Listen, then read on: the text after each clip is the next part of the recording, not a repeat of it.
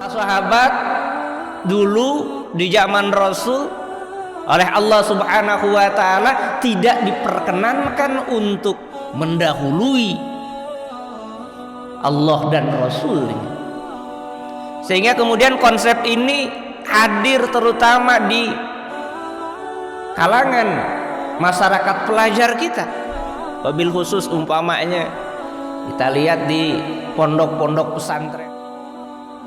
Wahai kalian orang-orang yang beriman, janganlah kalian semua meninggikan suara kalian di atas suara Nabi Muhammad SAW. Ini adab. Baginda Rasulullah SAW menyebutkan, akmalul mu'minina imanan ahsanuhum khuluqa. Orang mukmin yang paling sempurna keimanannya adalah yang paling bagus akhlaknya. Jamaah yang dimuliakan oleh Allah, untuk hasil yang maksimal dalam menyaksikan video ini dapat menggunakan headset, earphone, atau alat bantu dengar langsung lainnya. Sudah, mari kita saksikan. Bismillahirrahmanirrahim. Assalamualaikum warahmatullahi wabarakatuh. Bismillah, alhamdulillah, wassalatu wassalamu ala rasulillah, wala hawla wala quwwata illa billah. Allahumma rabbi shrah li sadri wa yassir li amri wahlul 'uqdatam min lisani yafqahu qawli.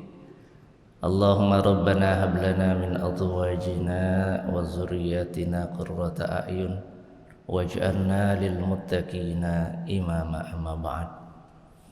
Ma'asyiral muslimin, para jamaah, para bapak, para ibu, alhamdulillah wa syukurillah, di kesempatan pagi hari ini kembali Allah Subhanahu wa taala menakdirkan kita semua bisa melaksanakan sholat subuh secara berjamaah yang dirangkai dengan aktivitas taklim.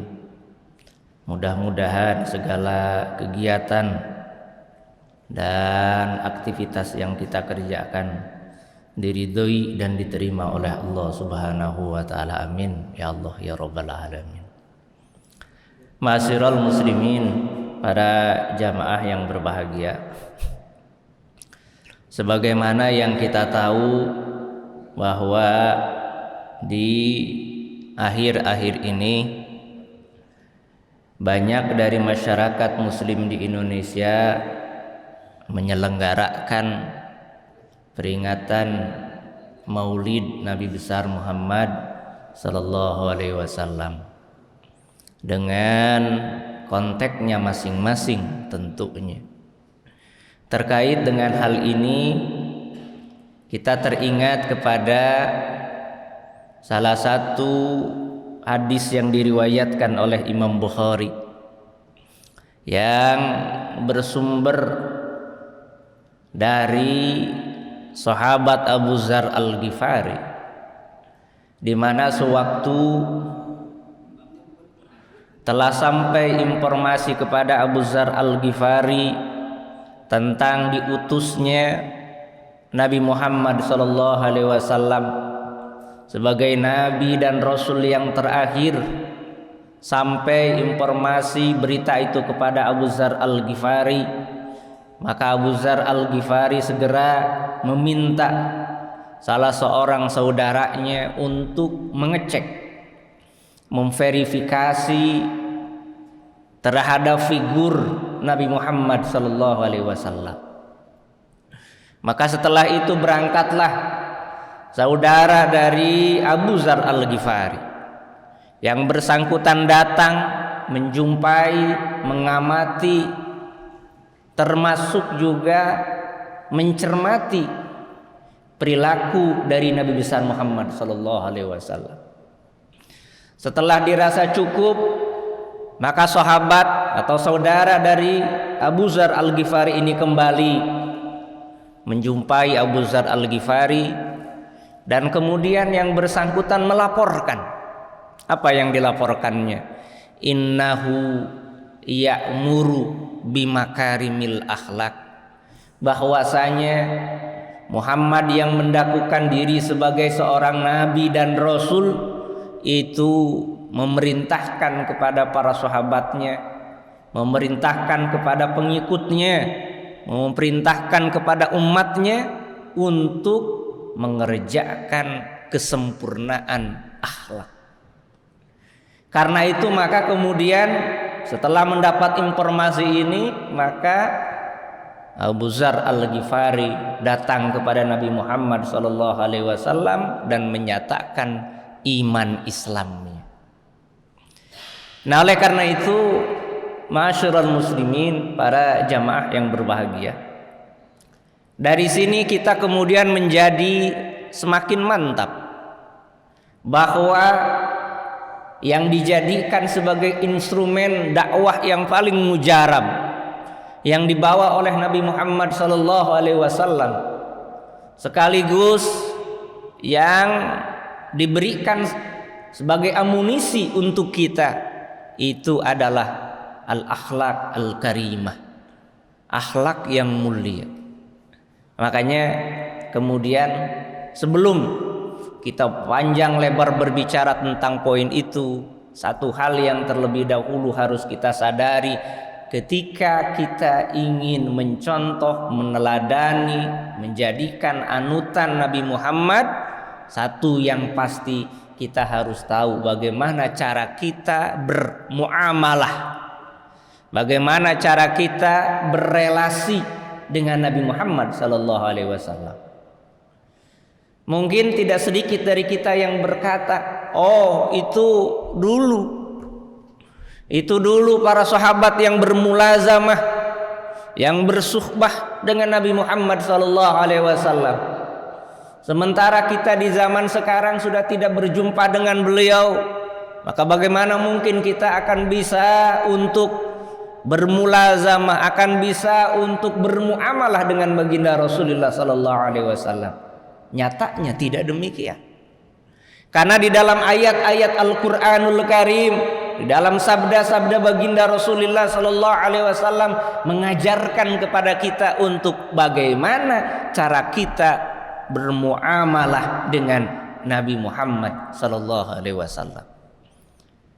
Ya, umpamanya ma'asyiral muslimin, ini kita lihat dalam firman Allah Subhanahu wa taala surat Al-Hujurat ayat 1.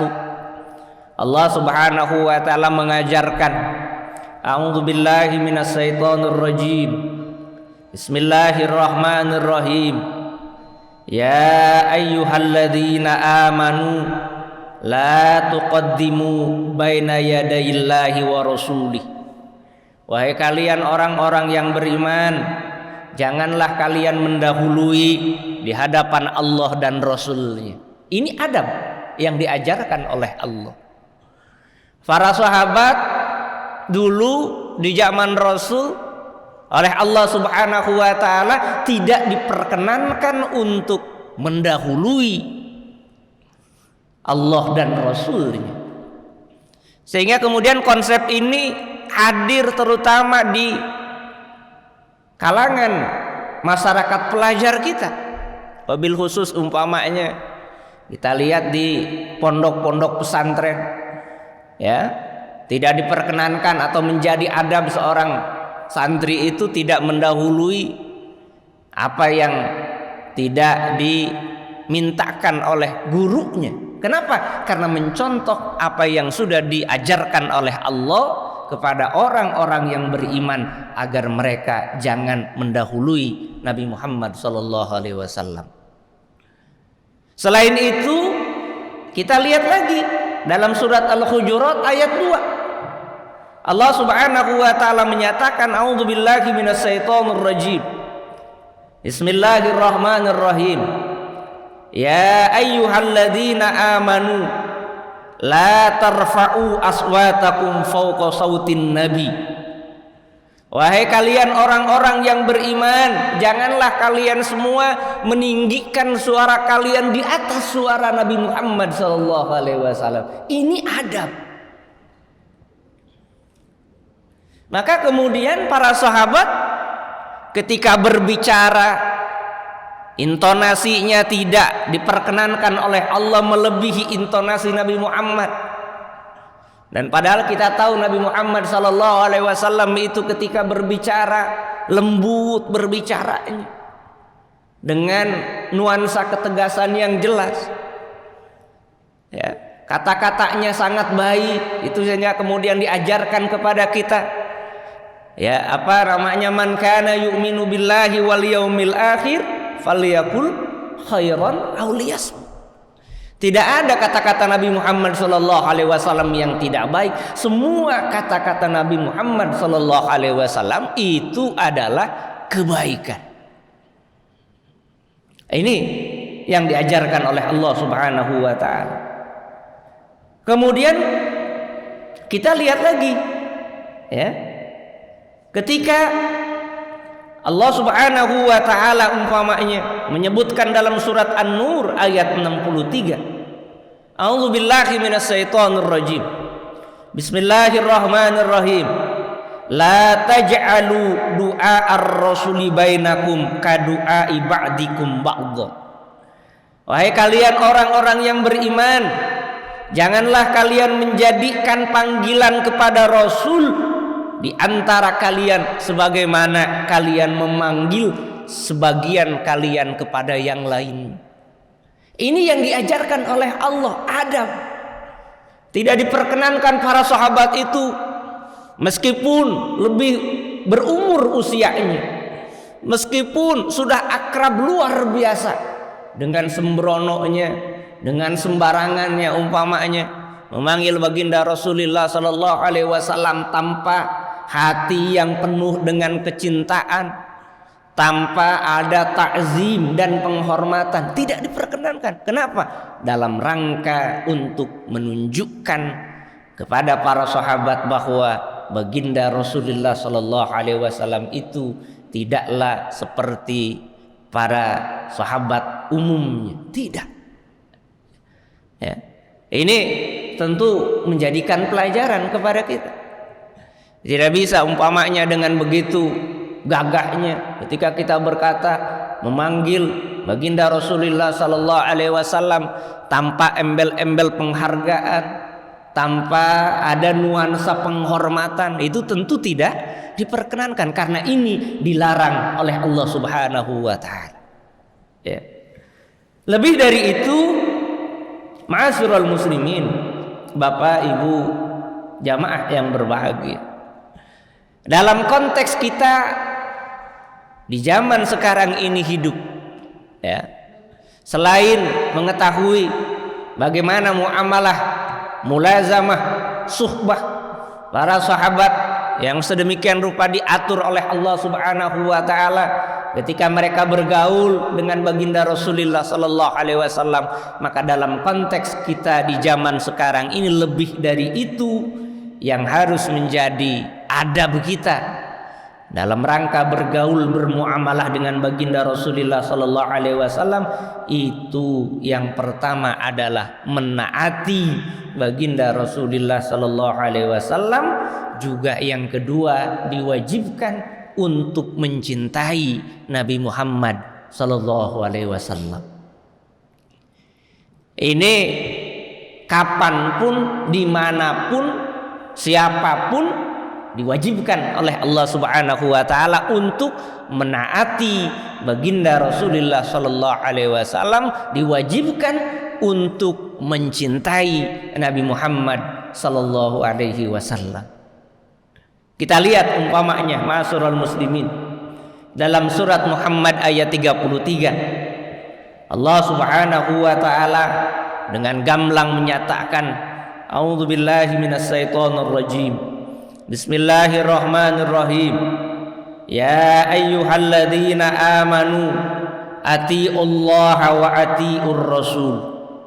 Wahai kalian orang-orang yang beriman, taatlah kalian semua kepada Allah dan taatlah kalian semua kepada Rasul. Taat kepada Allah adalah sebuah keharusan dan taat kepada Rasul adalah sebuah keniscayaan, sebuah keharusan. Ini perintah dari Allah. Ketika kita umpamanya hidup di zaman sekarang 1442 tahun dari hijrahnya Nabi Muhammad SAW dari Makkah ke Madinah.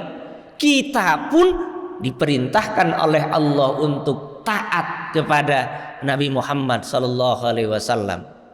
Nanti generasi yang akan datang, anak cucu kita, keturunan kita yang akan datang ila yaumil qiyamah, mereka pun sebagai umat Nabi Muhammad SAW diperintahkan oleh Allah untuk taat kepada Nabi Muhammad SAW. Kemudian kita lihat lagi dalam surat Nur ayat 63. A'udzubillahi minasyaitonirrajim. Bismillahirrahmanirrahim.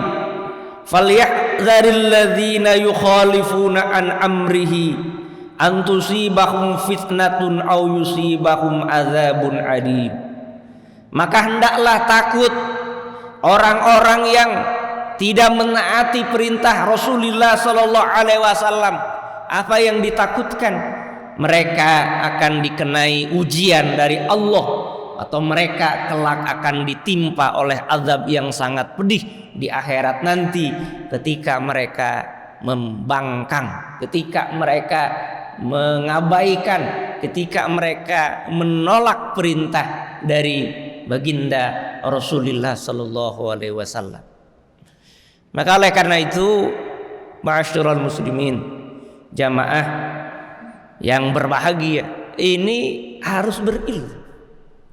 Ketika kita ingin mengetahui umpamanya apa yang menjadi perintah baginda Rasulullah sallallahu alaihi wasallam dulu di zaman para sahabat, itu tentu secara sederhana mengikuti perintah Rasul itu, di antara yang paling besar itu adalah mempertahankan dakwah Islam yang ada mulanya di Mekah kemudian pindah ke Madinah, dari segala pihak yang ingin mematikan ajaran agama Islam tersebut dengan cara berjihad fisabilillah dan lain sebagainya. Dulu kira-kira konteksnya seperti itu. Dalam konteks sekarang umpamanya bisa kita lihat dalam salah satu keterangan hadis, baginda Rasulullah sallallahu alaihi wasallam menyebutkan, akmalul mu'minina imanan ahsanuhum khuluqa. Orang mukmin yang paling sempurna keimanannya adalah yang paling bagus akhlaknya. Oh, maka berarti dalam konteks kekinian, satu yang harus menjadi catatan kita, bagaimana kita semua bisa menjadi duta-duta Islam, duta-duta agama dalam rangka mempromosikan agama kepada yang lain, mempromosikan Islam kepada yang lain dengan wujud akhlak yang mulia. Ini jelas menjadi perintah dari Rasulullah sallallahu alaihi wasallam. Kenapa? Ma'asyiral muslimin, karena yang dilihat oleh orang itu adalah akhlaknya. Ya. Tentu dalam konteks akhlak ini bukan semata umpamanya kelihatannya santun, kelihatannya sangat humble, tidak semata itu. Termasuk akhlak mulia yang diajarkan oleh baginda Rasulullah sallallahu alaihi wasallam itu adalah berlaku jujur, berlaku bekerja keras, menunjukkan antusiasme yang tinggi kepada keilmuan. Di zaman sekarang kepada ilmu dan sains, teknologi umpamanya, itu termasuk dalam kerangka akhlak yang mulia. Maka kalau umpamanya kita bayangkan orang-orang mukmin, orang-orang muslim, kita termasuk yang di dalamnya semuanya berperan dalam domain dan dimensinya masing-masing, menunjukkan akhlak yang mulia, perilakunya bagus, sopan santun, antusiasmenya tinggi dalam keilmuan, sains, teknologi umpamanya, dalam perilakunya mulia dan lain sebagainya, maka tentu dengan sendirinya itu akan menjadi duta-duta ajaran Islam yang sangat dikehendaki oleh baginda Rasulullah sallallahu alaihi wasallam. Ma'asyiral muslimin, jamaah yang berbahagia, Bahkan kita lihat lagi dalam surat Al-Hasr ayat 7. Allah Subhanahu wa taala berfirman, A'udzubillahi minasyaitonir rajim. Bismillahirrahmanirrahim. Wa ma atakumur rasulu fakhudhuhu wa ma nahakum anhu fantahu. Dan apa-apa yang dibawa oleh baginda Rasul, segala perkara yang diperintahkan oleh Rasul, fakhudhuhu, maka ambillah, kerjakan. Jangan sampai umpamanya kita terkait dengan perintah Rasul itu kita pilih-pilih. Oh, ini perintah Rasul yang menyenangkan, kita kerjakan. Oh, ini perintah Rasul yang sekiranya mengganggu nafsu kita, kita jauhi. Tidak seperti itu. Wa ma atakumur rasulu fakhudhuhu. Apa-apa segala perintah yang dibawa oleh baginda Rasulullah sallallahu alaihi wasallam, kerjakan, ambillah. Banyak sekali berbagai dimensi bisa kita ambil dari perilaku baginda Rasulullah sallallahu alaihi wasallam. Baik sebagai seorang pemimpin masyarakat, baik sebagai seorang pemimpin agama, baik sebagai seorang panglima pasukan perang, baik sebagai seorang suami dari istri, baik sebagai seorang ayah dari anak-anaknya, baik sebagai seorang sahabat dari teman-temannya. Banyak dimensi yang itu harusnya menjadi preferensi dalam kehidupan kita sehari-hari. Cuma terkadang lagi-lagi umpamanya tidak sedikit masyarakat kita, bahkan mungkin bisa jadi kita, ketika terkait dengan oh itu menyenangkan nafsu saya ambil, oh itu bertentangan dengan apa keinginan saya, itu saya hindari, itu saya jauhi. Padahal kata Allah Subhanahu wa taala itu hukumnya wajib untuk diambil. Ya, meskipun kita tahu kalau terkait dengan perintah itu yang menjadi prinsip kaidah dari para ulama adalah mastata'tum, semampu yang kita bisa. Itu kalau terkait dengan perintah. Wa ma nahakum anhu fantahu. Dan segala perkara yang dilarang oleh Allah, yang dilarang oleh Rasul, maka hentikan. Banyak berbagai macam kebiasaan yang sudah ada di zaman Arab jahiliyah itu yang kemudian dihentikan oleh baginda Rasulullah sallallahu alaihi wasallam. Meskipun tidak sedikit juga yang namanya tradisi akhlak orang-orang Arab jahiliyah yang masih diteruskan oleh baginda Rasulullah sallallahu alaihi wasallam, tentu dengan dimodifikasi, dengan substansi dan esensi yang jauh sangat berbeda, dengan esensi yang mencerminkan nilai-nilai ketauhidan kepada Allah Subhanahu wa taala. Itu yang harus menjadi concern kita. Ya. Apa-apa yang dilarang oleh Rasul, hentikan. Apa yang paling dahsyat umpamanya, ma'asyiral muslimin, ya, umpamanya kita tahu Allah Subhanahu wa taala melalui baginda Rasulullah sallallahu alaihi wasallam menyatakan wa'tasimu bihablillahi jami'an wa la tafarraqu. Wahai kalian orang-orang mukmin, berpegang teguhlah kalian semua kepada tali agama Allah, wa la tafarraqu, dan janganlah kalian terpecah belah. Karena apa? Karena perpecahan itu adalah sumber dari kehancuran. Perpecahan itu sumber dari kerusakan. Cuma memang dalam kehidupan kita keseharian, apalagi variasi masyarakatnya yang sedemikian kompleks dan komplit, maka tentu tidak bisa umpamanya dengan mudah kita mencegah terjadinya perpecahan. Tidak mudah kita mengambil spirit untuk bersatu. Namun itu yang diperintahkan oleh Allah, itu yang diperintahkan oleh baginda Rasulullah sallallahu alaihi wasallam. Maka berarti caranya bagaimana? Harus satu sama lain saling ikraman wa ta'ziman, menghormati, menghargai dan lain sebagainya. Ini ma'asyiral muslimin, Bapak Ibu jamaah yang berbahagia, yang diperintahkan oleh Allah. Ya. Kemudian kita lihat lagi dalam surat Ali Imran ayat 31. Allah Subhanahu wa taala menyatakan, a'udzubillahi minasyaitonirrajim. Bismillahirrahmanirrahim. Qul in kuntum tuhibbunallaha fattabi'uni yuhibbukumullahu wa yaghfir lakum dzunubakum. Katakan Muhammad kepada sahabatmu, katakan Muhammad kepada umatmu, kepada kita semuanya, jika kalian mengaku cinta kepada Allah,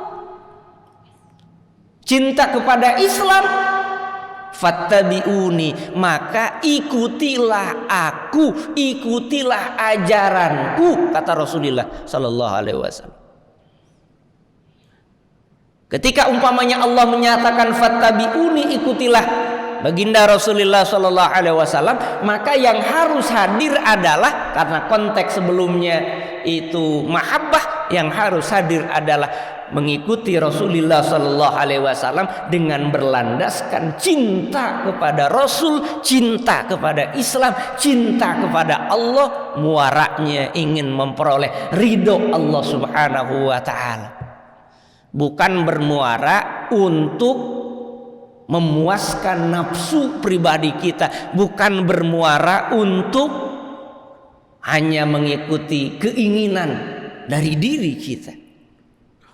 Makanya masyarul muslimin, Bapak Ibu jamaah yang berbahagia, ini ada satu umpamanya kita lihat ya, Syekh Nawawi Al-Bantani itu beliau pernah berfatwa seperti ini, kata beliau, barang siapa yang dalam konteks jihad fi sabilillah berperang, barang siapa yang ikut berperang niatnya untuk mati syahid, maka itu hukumnya haram.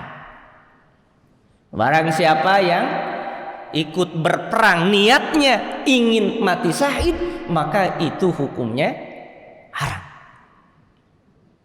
Karena yang betul, kata beliau, barang siapa yang berperang niatnya untuk li'ila'i kalimatillah, meninggikan agama Allah.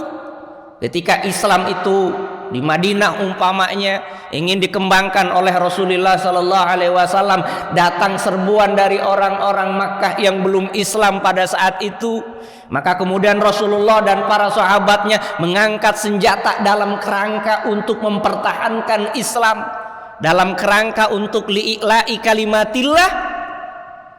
Itu kemudian ketika ada sahabat yang dalam pertempuran itu wafat, maka yang bersangkutan wafatnya syahid, tapi yang diinginkan bukan syahidnya, yang diinginkan adalah li'ila'i kalimatillah, untuk meninggikan agama Allah. Sebab kalau umpamanya ingin dalam jihad perang itu ingin mati syahid, maka berarti yang bersangkutan memperturutkan nafsu inginnya,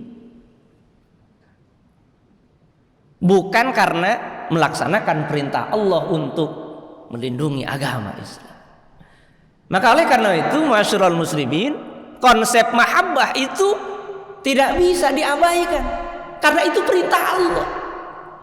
Kalau ada umpamanya dari kita yang berkata, saya mah dalam beragama, dalam berislam, dalam beriman itu cukup dengan menjalankan apa yang diperintahkan saja, menjauhi apa yang dilarang saja, tanpa ada komponen substansial, yaitu adanya mahabbah, cinta kepada Rasul, adanya mahabbah, cinta kepada Allah, maka berarti yang bersangkutan itu tidak mengikuti sebagaimana yang diperintahkan oleh Allah dalam surat Ali Imran ayat 31. Oleh karena itu, ma'asyiral muslimin, Bapak Ibu jamaah yang berbahagia ya. Kemudian kita lihat lagi ketika Allah Subhanahu wa taala menurunkan mukjizat yang terbesar kepada Nabi Muhammad sallallahu alaihi wasallam ya. Karena kita tahu semua mukjizat yang diberikan oleh Allah kepada para nabi dan rasul itu juga diberikan oleh Allah kepada Nabi Muhammad sallallahu alaihi wasallam. Nabi Musa alaihissalam contohnya dianugerahkan oleh Allah mukjizat dengan melemparkan tongkatnya sehingga laut menjadi terbelah, sehingga ada jalan, sehingga beliau Nabi Musa dan Bani Israel bisa selamat dari kejaran Fir'aun. Ternyata ma'asyiral muslimin, dalam satu keterangan hadis yang masyhur diriwayatkan oleh Imam Muslim, ya, baginda Rasulullah sallallahu alaihi wasallam itu dianugerahkan oleh Allah mukjizat yang jauh lebih dahsyat lagi, yaitu baginda Rasul memanggil bulan, dan bulan itu dibelah dua oleh Rasulullah sallallahu alaihi wasallam. Kemudian bulan itu dimasukkan ke dalam saku baginda Rasulullah sallallahu alaihi wasallam. Kemudian bulan itu disatukan kembali dan kemudian ditempatkan lagi pada orbitnya. Kita bayangkan betapa dahsyatnya berbagai macam mukjizat yang diberikan oleh Allah Subhanahu wa taala kepada baginda Rasulullah sallallahu alaihi wasallam, Nabi Muhammad sallallahu alaihi wasallam. Nah, yang jauh lebih dahsyat dari itu adalah diturunkannya Al-Qur'anul Karim. Dan Al-Qur'an itu menjadi sumber hukum yang pertama bagi kita kaum mukminin, kaum muslimin. Dan kita idealnya menjadikan itu sebagai sumber hukum, ya, sebagai seorang muslim, sebagai seorang mukmin.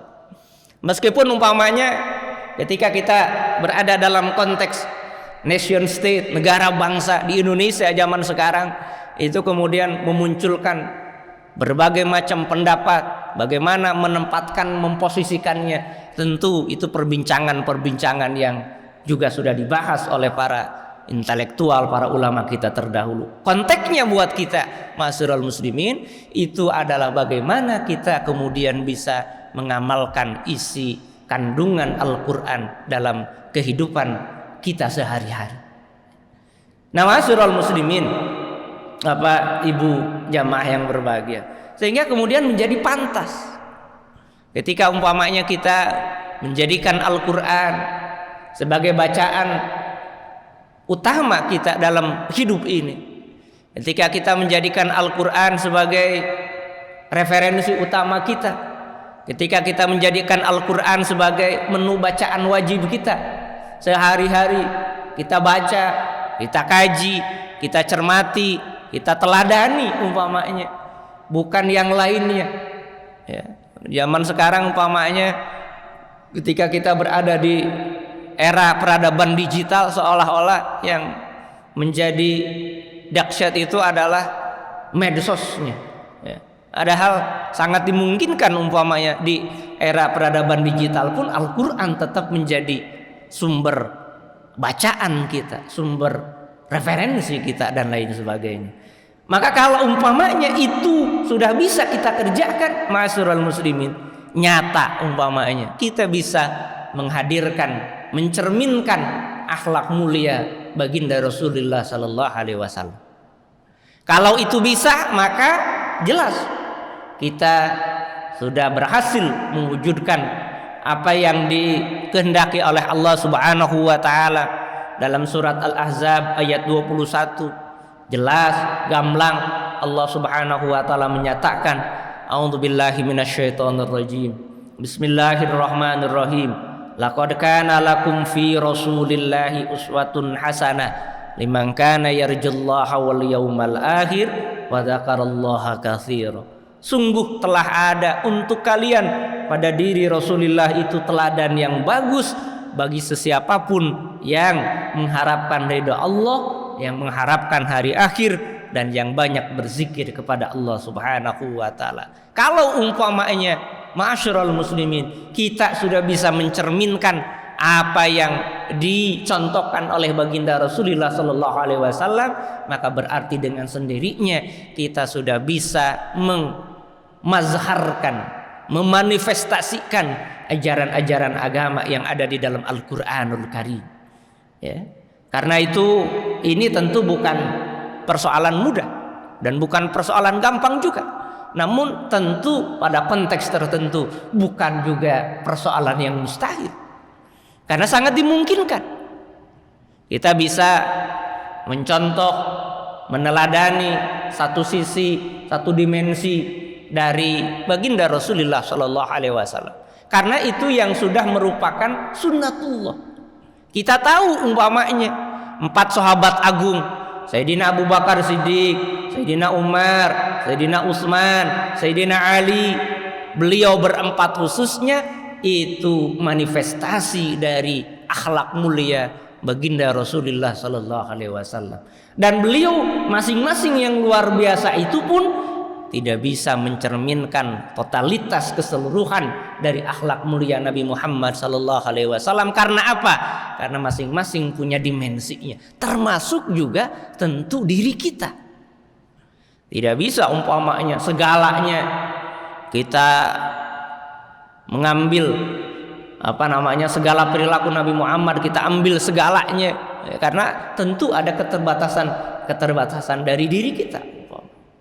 Nah karena itu ma'asyiral muslimin, Bapak Ibu jamaah yang berbahagia, ini diriwayatkan oleh Imam Bukhari, juga diriwayatkan oleh Imam An-Nasai, sumbernya dari sahabat Sayyidina Umar radhiyallahu an. Baginda Rasulullah sallallahu alaihi wasallam bersabda, "Walladzi nafsi biyadihi," demi zat yang diriku berada dalam kuasanya. Maksudnya demi Allah. La yu'minu ahadukum, tidaklah sempurna keimanan salah satu dari kalian hatta akuna ahabba ilaihi, sampai aku menjadi orang yang paling dia cintai, mi waladihi wa waridihi wan nasi ajmain, melampaui cinta yang bersangkutan terhadap anaknya, terhadap orang tuanya, terhadap pasangannya, terhadap idolanya, terhadap pilihannya, terhadap manusia pada umumnya.